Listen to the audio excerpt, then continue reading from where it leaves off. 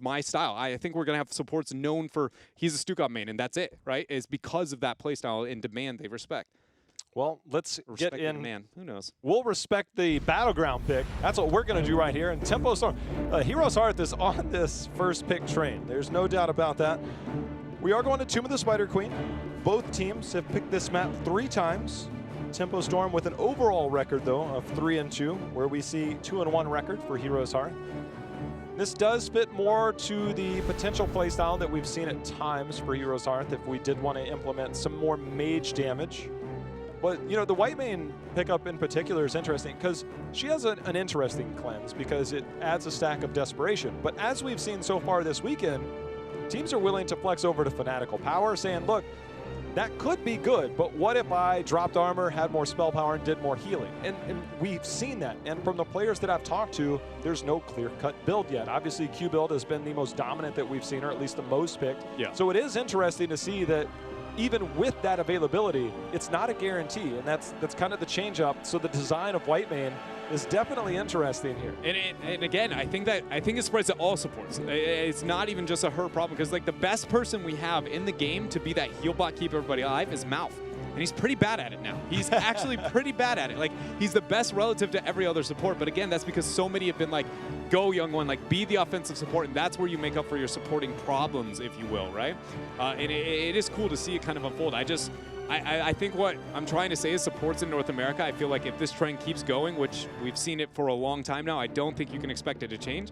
If that goes down, start looking at who is your offensive support. I would strongly suggest Karazim is a great place to start. If you learn how to 7-sided strike, you're probably going to hold your own against a Korean team. Like, that's a good place to start because he has the saving with the dashes, but the offensive playmaking capabilities in every other part of his kit. And so things like that, I think like Magi out of the Korean region is a player who will watch move forward and just go, he's the Stukov. That's it. Like, that's his go-to. Because it used to be you picked him to keep everybody alive and just who would keep the person alive in most situations. But now nobody's got a cleanse. You have to survive on your own, and it's just, well, which support can make the biggest play? Heading in, Tempo Storm, seeing if they can maybe avenge their lone loss this season so far against Heroes Hearth, as they're going to come out with the Medivh ban right out of the gate. And Abathur, no matter what map, it seems like it's going to be an Abathur ban against Heroes Hearth. Probably the only team in North America, I would say. I look at that and I go, makes sense, seems legit. They're Tempo Storm banning out a Abathur on Tomb of the Spider Queen, a hero that I will say I am glad has kind of died and made its way a little bit out of the North American meta, especially on maps like Tomb, has been the Dahaka. There's been so little of it here in this series, but maybe too much to a fault. You know, we even got a Mouth-Ale ban in game number 3, something that I kind of questioned there. See if Glorong is going to be on that, because now that we got a Yrel ban, it's going to change the matchup on the off lane pretty heavily. And I'm curious now, as we get the Maiev ban, is where that Blaze priority falls, because it does feel like Heroes Hearth with first pick, unless Tempo Storm picks it up in their first 2 picks, could get that before the second ban. I think Tempo takes it in their 1-2. I think that they almost have to, because it seems like it's a clear strategy for Heroes Hearth to maybe play around that. I am curious, because since the Eastern Clash, there's one hero that likes to toss jars, and out of those, pop spiders. And he works really well with Leoric, who's also an amazing trade-off matchup into the Blaze, which obviously is going to be the pickup response if Tempo Storm picks up the Blaze into the 1-2. What I mean, I'm not as sold on that, but it is cool. You are right. Like with the Yrel ban, I think that forces a high priority, especially when looking at Glorong and the hero pool and how far they can flex off those traditional ones. They don't end up committing it to it, though. But I do think Heroes Hearth is that team that would feel comfortable moving into that, and it is a pretty good response, both of those heroes and playstyles, to a possible Sergeant Hammer, or even really just the Battleground. It's one of the few Battlegrounds that you can get away with that, but Jojo Raynor, a lot of control, not too afraid. It shows to me slow playstyle is going to be the thought process for Tempo Storm, but it caters to Tomb. Time for North America to bring an Azmodan. I'm ready for it. There's the Blaze. They did get that Blaze in that rotation before the second ban. I think that was the clear strategy, banning out Yrel. So curious if we'll get another Mouth-Ale. Maybe Heroes Hearth bans that Mouth-Ale. But the Johanna pickup, not the Muradin, does say that we want the wave clear, that control, and you also want to make sure that Decker doesn't control you as a warrior with that iron skin. Yeah, and it can work great there with the Blaze. Some of the better, synergy. We talked about Johanna being highly synergistic with Blaze during that kind of rise to her power, but Blaze with Deckard, it's not a 1-to-1 ratio with the condemn into the jet propulsion, but if you hit a good jet propulsion, the odds of you hitting a good scroll of ceiling is very, very high. Not bad. There's the Dahaka ban. Honestly, really surprised to be able to see that, but to me it feels like they're trying to almost bully Glaurung here into, again, a very vulnerable offlane, somebody more probable to be ganked.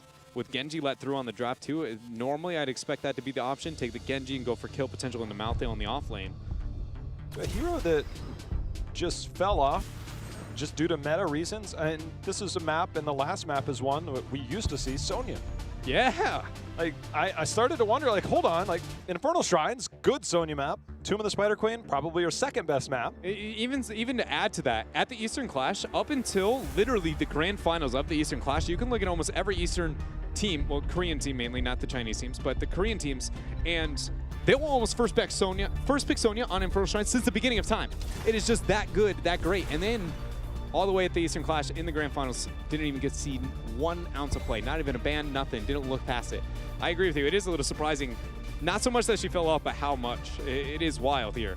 Malthael was the offlane selection though. HeroesHearth Esports closing out their draft with a Hanzo and a Blaze, or Diablo, excuse me.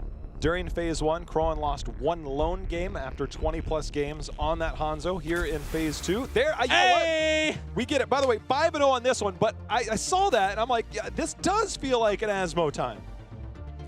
Azmodan. You guys at home, I know you know what he's like. I know you've experienced him because he is the plague of Hero League right now. He is whoa. Hold on. By plague, hold on. Dread has this weird vernacular. By plague, he means all-star, but go on. The plague of Hero League. The only reason he's an all-star is because he's the only hero we have that wears a formal jersey. That is the only thing that I can put him into that caliber with. Oh, Kerrigan wears the cheerleader outfit. You're right. So close. But it's not the same thing, though. Just Azmodan, a lot of split pressure. The biggest concern, first of all, with the Johanna high up in that rotation, which I'm guessing is the first reason you're like, okay, this is curious over the Murden. Is this a Azmodan reason? Pretty good at helping prep. Jimmy with the Pepper, not as reliable, but a penetrating round follow-through will be able to help aid with that a little bit into the level 1, which for anybody wondering why don't you see Azmodan, that's it. He just scales slow. He takes a while to get there, and his damage isn't as reliable in the later stages. But he is a problem. He's better than he was before, I can tell you that much. Absolutely, he is better than he was before. Back in my day, I didn't have 2 seconds to be able to get the stack. It was 0.25 seconds, and it was 1 per minion. No heroes, no nothing. You just had to one-shot the wave within 0.25. Now, 2 seconds, any hero, you can do it yourself. It sounds like you're jealous of the All-Star. It does. I am a little bit jealous. Actually, I just feel bad for Soldier, the man who came up with the approach to this composition, and how much effort he put into it and how little it seems like they have to today. Well, we are getting the Wrath pickup, which of course does grant Annihilation when you basic attack heroes under 75%. So it does help there. And then also after gaining those 200 Annihilation stacks, hitting a hero with the globe increases the damage of your next basic attack within 3 seconds. So there's a way to play around this. Azmodan is no longer just the I'm going to dunk from afar and watch you. A nice knockback there. That knockback didn't hit. That was just going to be a dead June. Yeah, 100%. He was going down. Glaurung taking a bit of pressure there. McIntyre with a 3-man jet propulsion. No follow-up quite there, but you could see he saw the stars align. He's like, drop the bow. We're just charging in. I guess it's more a shoulder, huh? And he's got a Hanzo. Can borrow. We share. We share. Interesting rotations for the 1-4 here. Stacking attempts coming through. It's not. I would say they're merely attempts. The best way to put it, at least so far. Level 4 will likely make it easier when you go Sen's Exposed with Johanna, which gives you that extra bit of burst damage. It's been more popular as of late. So we saw Ishbu on the other side started to play that more and more as they picked up the Johanna at the early part of phase 2. See if that does get picked up. For now, it does require a lot of team coordination to try and get these stacks. Just 1-4. 1-4 is the entire kind of thought process here. This strategy has gotten a lot better, purely because there has been the removal of ammo. One of the biggest trade-offs to Azmodan into the earlier stages would be just drain his front walls, take out his front walls, and you just go okay, I don't care if you hit for 500 a chunk in the later stages when you don't have a keep. It doesn't really matter. Another kind of trade-off that's happened is just kill potential in general is a little bit lower than it kind of has been into the past. Great route there from June, able to zone off that jet propulsion combo. Fan, though, going to get locked down by the scroll of ceiling. BBJ throwing out the heals over the wall.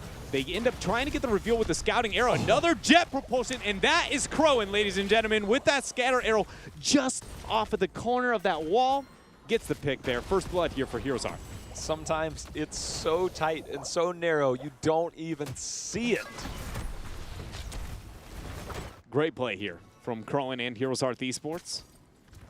They got to be able to keep it up, as this is a risky composition and play style here from Tempo. And the biggest thing, again, to know, Azmo's a late game. He loves the later stages. That is the trade-off that he kind of has, is that he usually finds himself very, very, very behind over the early half of the game. 38 stacks is what we got so far, though. The scatter arrow just finished. You know the adaptation that I love here from HeroesHearth? Malthel on the other side does do well. Malthel does well against other melees. There's certain melees that will just out-trade other melees. The one thing that melees do struggle with is ranged heroes. So the adaptation that Phoenix, being a very good solo laner within himself, and understanding that you don't have to worry about the gank potential in that bot lane, because you know it's a matter of the stacking between Caterpillar on the Johanna and the Azmodan. The early game gank potential is not there. So the adaptation in the laning phase has been very interesting, but McIntyre, he's actually going to be first blood on the side of Tempo Storm for them. But if you're Tempo Storm and you're going 1-for-1 in these type of situations, and the entire time Fan was able to trade a couple autos in the Ishbu with the trade-off with a three minion globe over mid, like from beginning to end, I feel like obviously the tempo of and pacing of a composition like this is a little bit different than it's been into the past. But as it, I would say compared to what we can expect out of it, I look at this and I go, Tempo Storm should be really happy with what they have unfolding here. Again, the stacking continuing there for Fan. And with waves like that, you just go, that is a fat win. That is a large reason why Azmodan has fallen out of the meta. It's because you almost never let that happen. You never find yourself in that situation to be able to one-shot the wave. Vin's penetrating rounds. It is almost perfect at times. Like, the dives that we've seen throughout this series that have just been thwarted by one simple knockback. Yeah. I mean, it's been impressive. It's been very impressive. And we're going to see Web Weavers come out here. HeroesHearth does get the first turn in, but it's 4.5 minutes in. Yeah, and so basing it on that kind of thought process I just gave you before about the, with the Azmodan, some of the early game struggles, I would actually argue HeroesHearth Esports has turned in so early, and their Web Weavers are not going to be strong enough that if you were the Azmodan comp, you go, they just wasted those gems. Yeah. Like, this is going to be a pretty easy clear, and I'm not going to fall too far behind. If this had been, again, 1 minute to 2 minutes a little bit later, I would say that's a very different case, and then you suddenly are, like, worried about the snowball against you. But right now, Tempo Storm, as long as they don't kind of get caught out, which Glarhung for a second there, but shout out to Vin for, just being the second best support on Tempo Storm. It looked like the knockback on that Shadow Charge might have put him behind the wall, but we are not going to find out because another penetrating round will keep another member alive. We see the experience starting to climb for HeroesHearth, but Dread, since the changes to the fort walls and those, it hasn't been as significant, but with HeroesHearth, this is a heavy push. If they get the fort, that is tremendous value. But this is all based on Tempo Storm knowing that they have a weak early game, right? Asmo's been double soaking top and mid, looking for as many stacks as he possibly can, even pre-prepping this wave. Okay, he's out a mile there. Nice penetrating round once again. Vin saving the day here for the team. Cattle will be able to rejoin in. But what I was trying to say is, HeroesHearth, that rotation, everything that you just saw from them is purely, they have an Azmo weak early game. We need to make something happen. We're going to make the transition down, and they got it. But is that enough? Is the question that we have to be asking ourselves. And with new Azmodan, again, he doesn't scale and work in the exact manner he used to, but I am going to say, I look at that and go, it isn't enough. You only got the fort over the bottom half of the battleground unless you're able to maintain that pressure and keep it out. And again, with how many stacks? We got 155 on him already. Yeah, that's good. That is, that's a problem as this game is going to move on. Again, it's not going to hit at 10. It's going to be about that 14-15 window. When the big globe hits, everyone on HeroesHearth just goes, okay, we can't fight now. Yeah, going bombardment brings a lot more action. Obviously, getting the double basic attacks where they splash is in there. So there's a lot built around this. Does obviously scale incredibly well, especially on a map like Tomb of the Spider Queen, because it was always the thing is, if you don't end the game early enough against old Azmodan, you probably don't end the game at all, because he single-handedly clears everything. Things have changed, but still. Yeah, the same thought process goes up behind it. Yeah, he was so good. He was the only reason Toronto came into the meta. Seriously, he was we got a Dragon Arrow. Dragon Arrow plus the APOC combo going to land onto June. And doesn't look like he's going to be able to kite out of there as the bunker already thrown down along with that salvo. Great initiation from HeroesHearth, taking advantage of that 20 spike. And again, the pressure continues here, knowing that the Azmodan early game is a little bit too weak. This is starting to round to the question, you know, did they end up getting enough? Almost.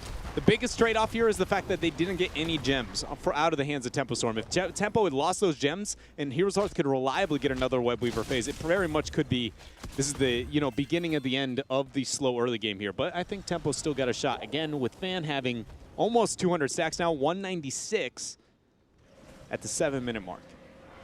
Well, for HeroesHearth, they have a turn-in. There is the completion of the baseline. For Wrath, again, does stack up all the way up to 400 on the baseline there. The level 1 was completed, excuse me, on Wrath. They do find Arthalon, excuse me, as he almost goes down there. The healing comes in, last rites. Just a tiny bit of health left there.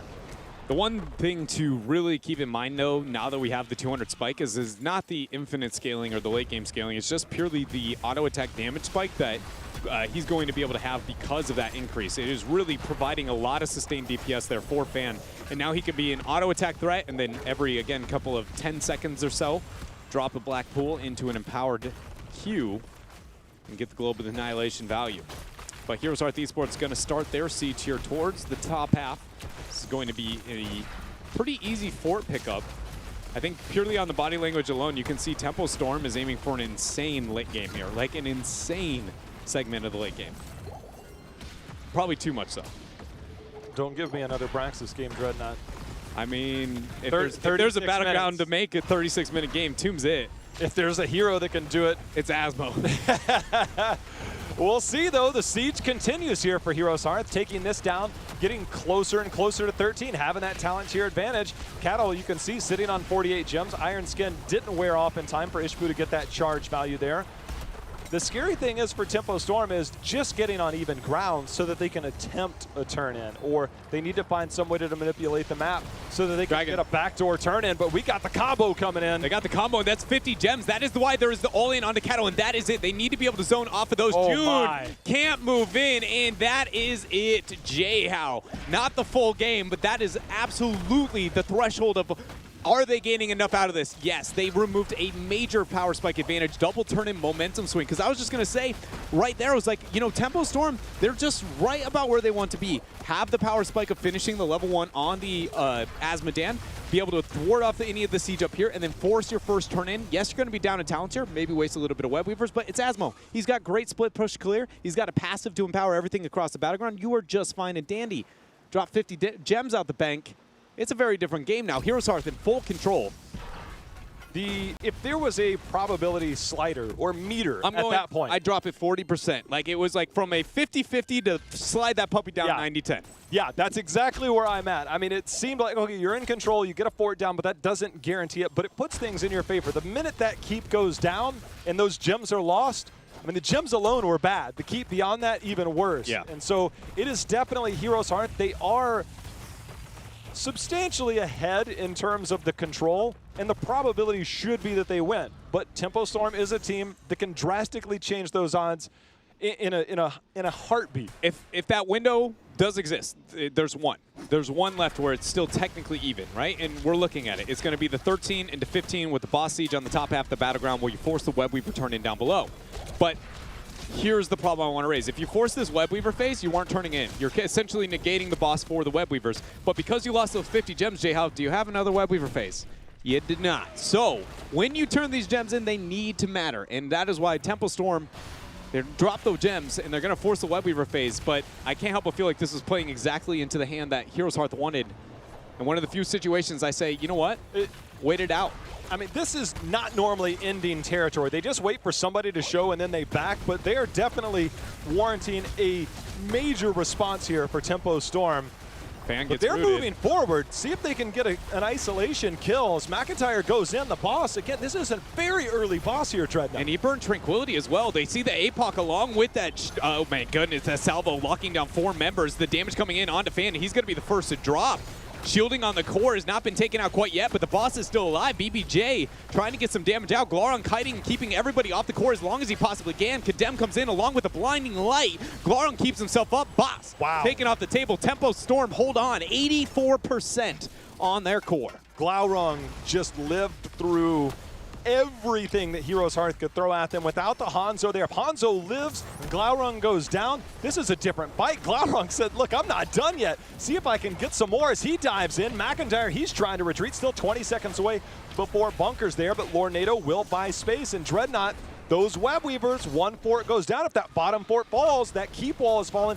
This is a major chunk of experience. It's a major chunk of experience, but the problem is the web weavers after this and the available options for Tempo Storm, which, as I highlighted before, is not a realistic option. They're going to end this with, debatably, it's about 40 gems into their hand, 40 to the 50 threshold, so they still need a few more before they have an opportunity to turn that in, whereas Heroes Hearth have the 16 window and can force the turn in within 2 waves. That wave exists on mid and bottom right now, so Tempo should lose a web weaver phase completely here to Heroes Hearth Esports, and when that goes down, that is where I expect that, again, that massive swing. Without a keep on top lane, the question is, can the Azmo hold on to this? And I feel like that is a minimum second keep of the game, and probably game over. Yeah, Heroes Hearth, if they don't get a keep out of this next one, that probability slider continues to go more in favor of Tempo as we see Ishbu going into that reset onto his devastating charge. And the roots, going larger roots. Here's going to be the rip on that. Nature's Cure used. Lornado not able to lock him in. Cattle somehow alive for now, but the Phoenix Salvo will come out and confirm that kill. And with Johanna going down, Heroes Hearth will establish control in the lanes and look for that turn-in to maybe start to make that push towards the end. Tempo Storm there. After losing that Johanna, man, they are in a tough position here. The web weaver phase, as we talked about, is going to be descending here for Heroes Hearth Esports. Azmodan, by the way. Yeah. But the question we always have to ask, but at what cost, Azmodan? Feels like a lot. He's missing that second charge on Blackpool, I can tell you that much. Camps are here. Web weavers are here. Heroes Hearth will be here. Tempo Storm are in a very tough position here. This is Camps mid, bot, and Catapult's top. I mean, Tempo Storm, one keep should be minimum for Heroes Hearth, double keep potential, but there is a high possibility that they just end game here for Heroes Hearth. Yeah. They look for the initiation, especially if Fan, they're getting knocked out by that Lornado. They're yet to put the dragons there. There it goes, but it's going to be a whiff. Tempo Storm can take this fight. Nature's Cure, I believe, was used in that, so they don't have to follow up. Down goes Glaurung on Malthael. Here comes the Hyperion in response. That's starting to whittle down those web weavers, but the web weavers are in the middle on the keep with this spell armor. The dunk is not that impactful because the spell aura available. And now the keep starting to fall. Here comes Ishbu making plays, getting the stun, able to walk away. But the blessed shield from Cattle is actually enough to be able to allow Fan to survive, and maybe the reason that Tempo Storm doesn't lose this game right now. 2 more seconds until the Lornado is available, and Heroes Hearth Esports are on their way towards the core with the rest of the minions. Condemn locking down 3. They all get into the bunker, throwing out the flamethrower. That is Vin dropping there on Jimmy Rayner, and with the preparatory damage they did before here in the bunker thrown down, Heroes Hearth Esports is sending us to a game number 5. Something, late game Asmo, something. Never get there. Look, I don't think that was on the Asmo, but clearly the early game pressure might have been a factor, having that Azmodan. 4.5-minute web weaver, okay? 4.5-minute web weaver, and you are able to just straight bully your way down a lane and take a fort that early. That rarely ever happens without a kill right before, a couple of kills in the early game. That is very rare for that early to get a fort, and that established dominance, control, and experience, and really set the tone for the game. I really agree with you there, and I would also argue that I think for me, part of the concerns I have with the Azmo coming out in that type of situation was the offlane. We saw double bans into the slow offlanes of Yrel and Dahaka on the side of Heroes Hearth Esports and forcing the Malthael pickup. The last thing you want when you think about the Azmodan, you got the damage, you just need the time. You have to find a way to buy time. Malthael's not a hero who buys a lot of time in fight. He just goes, yep, we're going to start it. I press my R. Hopefully somebody dies in the process. It feels like, you know, versus the Blaze, versus the Urel, things like that. Both of those cater exactly into that playstyle that they wanted. So if they intended the Azmo the whole way, I would have liked to see Tempo put the Blaze in higher priority, or at least a little bit of a mix match in the draft. If it was on the fly and they're like, okay, we have Malthael, oh, we could Azmo, then it makes a bit more sense. But we're at game number 5, so I'm hoping, you know, a lot of a forethought here into the next draft. Well, you and I said that maybe the Blaze should have been the pickup in their 1-2 slot. Instead, we saw the Urel ban in the early part, Tahaka in the second ban. We'll see if that is the continued focus as we have an epic conclusion coming your way as HeroesHearth and Tempo Storm tied up 2-2. Don't go anywhere.